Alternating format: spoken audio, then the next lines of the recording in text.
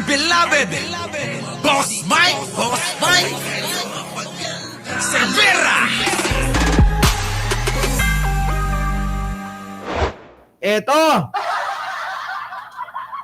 Itong paborito nyo mga kababayan ko. Ayan na. Sabi rito, bakit na ba? Sabi rito, representative. Ito. Wait. Yan. Sabi po, dito, Representative Manong Romualdez. Martin Romualdez. Manong, inutusan ang ICC. Grabe yung mga, nila kasi, yung bang mga caption na inutusan ang ICC, siya nag-utos na i-postpone muna ang hearing upang siya ay makapagpagamot. Alaka! Ano yan? Ano yan? Sakit-sakitan na ba yan?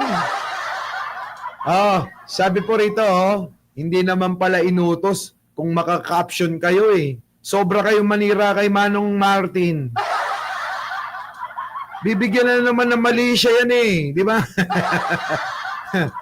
Si Enrile kasi, Boss Mike, nagpapa-stem cell. Oo nga. Ang tanong. Eto, hindi ba nagpapa-stem cell ito? Bibigyan na naman ng mali siya. Kita nyo, inutusan yung ICI ni Martin Romualdez. Grabe. Sabi rito, Representative Manong Martin Romualdez, humiling. Humiling pala. Hindi naman pala nag-utos. Grabe talaga itong mga DDS na to, Humiling. Kakampihan muna natin, magpapasko na, naalala ko. Manong Martin, namimiss ko na yung regalo mo, isang kahon na ganire, bigat-bigat nun.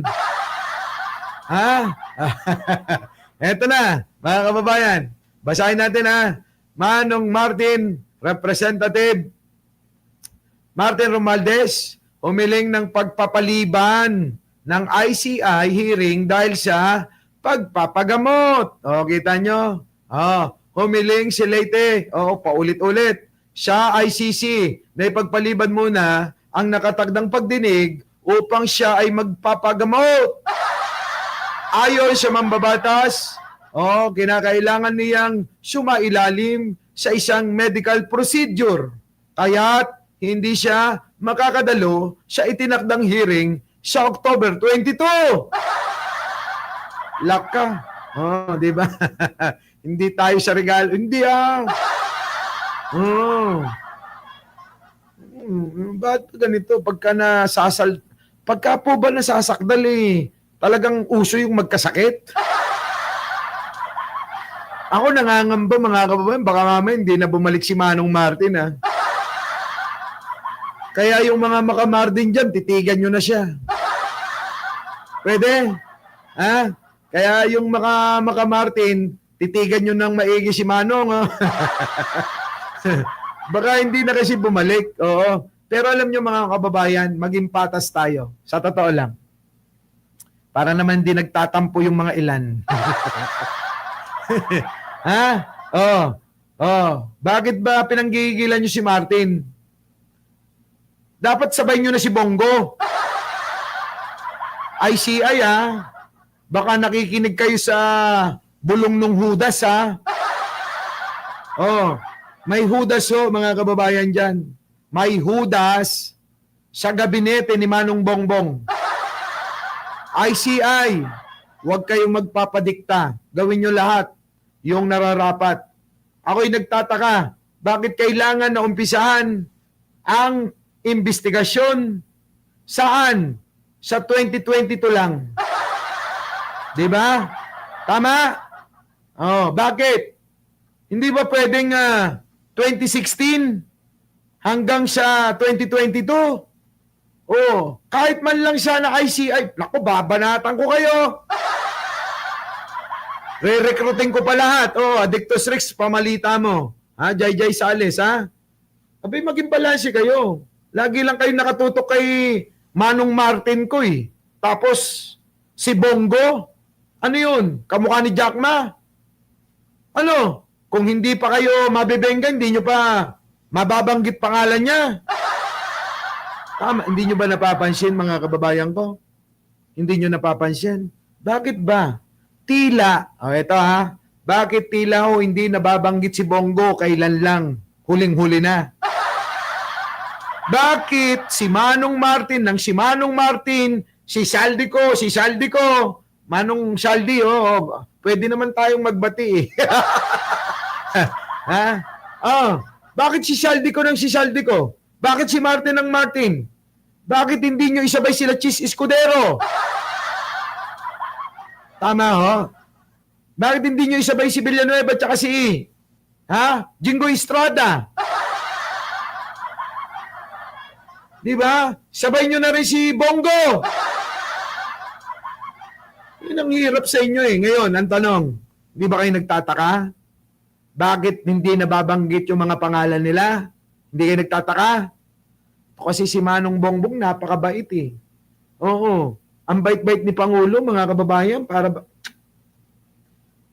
Ay, nako. Manong Bongbong, kunin mo ako taga-sampal oh. Sasampalin ko lahat yan sa harapan mo. Ngayon, i-connecta natin dito. Ang dahilan niyan, etong Judas na ito. Yung Judas, mga kababayan, may Judas dyan. Maniwala kayo. Yung iba sa inyo, pagka binanggit ko na naman, magagalit na naman kayo sa akin. Sabihin nyo, Boss Mike, bakit mo naman tinitira? Di ba, ano ni Presidente yan? Mga kababayan naman, tandaan nyo, itong ating community ay community ng politika. Marami talagang Judas. Maraming ang interes yung pansarili nila. Maraming interes dyan yung iangat yung mga bangkulang nila. Para bang nakakuha sila ng lugar, magamit yung posisyon nila para iangat ng iangat yung sarili nila para sa mga pangarap nila. Kakapal ng mukha nyo. Nako, mga kababayan ko, bahala na. O abangan nyo mamaya. Isipin ko kung ibubunyag ko. Diba? O ito na. Dito na tayo sa video. Pasok! Ito sa October 22, nadadaluhan dapat ni dating House Speaker Martin Romualdez. Ayon sa ICI, hiniling ni Romualdez na ipagpaliban ito dahil sasailalim siya sa isang medical procedure. Anunsyo na lang daw ng komisyon ang bagong petsa ng pagdinig. October 14 ang unang humarap sa ICI sa Romualdez. Sa naturang pagdinig, itinabi niyang tumanggap siya ng feedback mula sa flood control projects. Kita nyo? Yan nga po sinasabi ko eh. Siyempre si Martin, sikat yan, manong ko yan eh. Di ba? Manong ko yan eh. Ninong ng maraming vlogger yan. Pero ako manong ko yan eh. Manong ko. Di ba? Ninong nila Jake Magnus yan. Di ba? Ninong ni Takero yan. Di ba? Yan mga kababayan ko. Pero ako manong ko, manong. Manong. Ngayon. Ito, alam nyo mga kababayan, panggulo ito eh. Panggulo talaga tong hayop na to eh.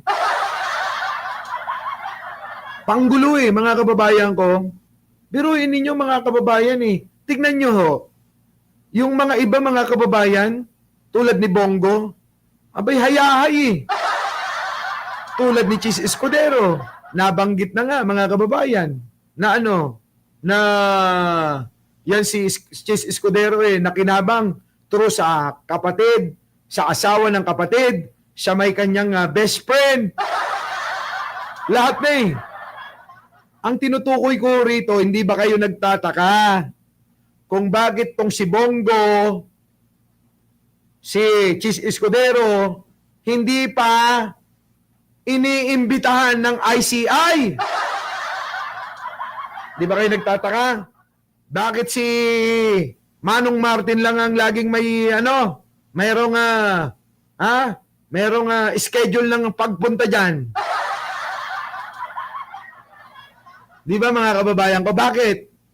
Oh, yan ang sinasabi ko sa inyo eh. Di ba?